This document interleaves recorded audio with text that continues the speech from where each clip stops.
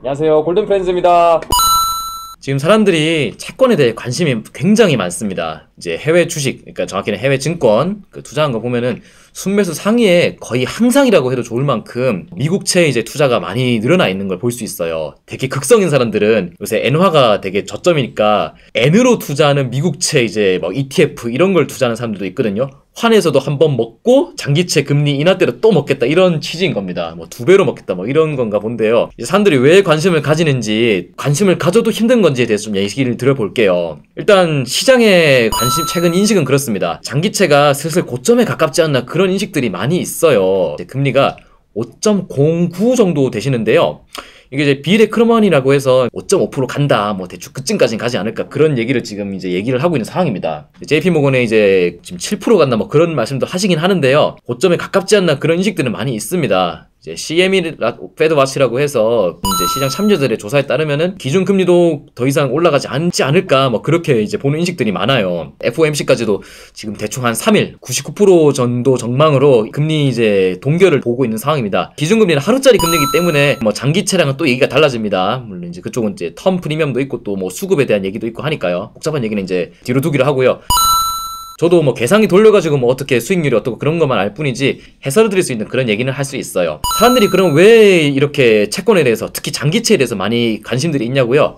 그 이유는 간단합니다. 10년물 마이너스 2년물, 장단기 금리차 역전, 엄청 오래 긴 시기를 두고 있지 않은 상황인데요.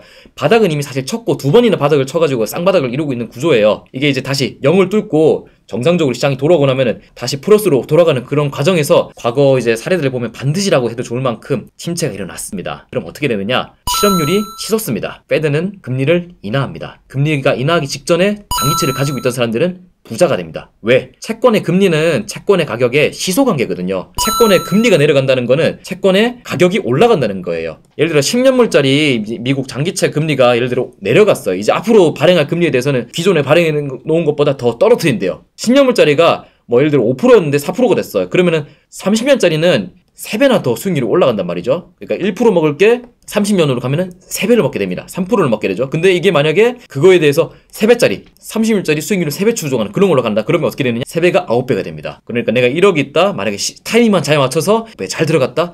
그럼 1억으로 3배 먹을 게 9억을 먹게 되는 거예요. 문제는 여기서 발생합니다. 이게 구체적으로 언제 일어날 것이냐? 그건 아무도 모릅니다. 그래서 지금도 수없이 많은 불나방들이 뛰어들고 있고요. 앞으로도 많이 뛰어들 것입니다. 그 중에 누군가는 먹겠죠. 리먼 때도 시장에 이제 위기를 미리 감지하고 푸세 건 사람들은 굉장히 많았었어요. 당시에 큰 손이나 하는 사람들 중에도 많았었는데 그 중에 먹은 사람들이 이제 좀 빅쇼트라고 해서 영화가 된 것이지, 타이밍은 아무도 모릅니다. 그래서 이게 어려운 거예요. 저는 그래서 안 할 겁니다. 맞출 자신이 없어요. 그럴 만한 시드도 없고요. 시간이 금인데 그걸 버틸 만한 돈이 없어요. 여기서 한 가지 더 나아가서 금리 인하가 시작되었다는 거는 이제 일반적으로 침체가 시작되는 얘기인데, 침체가 시작되고 나서 얼마 안 지나서 주가 역시 저점에 도달하거든요. 그러면은 그때 만약 내가 채권을 팔아서 얻은 돈으로 주식에 또 투자한다면 주식으로 또 먹을 수 있는 그런 기회가 된단 말이죠. 20년 만에 찾아온, 어쩌면 채권으로 먹고 주식으로 또 먹을 수 있는, 어떻게 보면 논리적으로 되게 자명한 기회가 기다리고 있어요. 그래서 사람들이 채권에 많이 관심을 두고 있는 겁니다. 근데 항상 문제는 거기에 있는 것 같습니다. 언제 시작된다? 몰라요. 구독과 좋아요, 알림 설정까지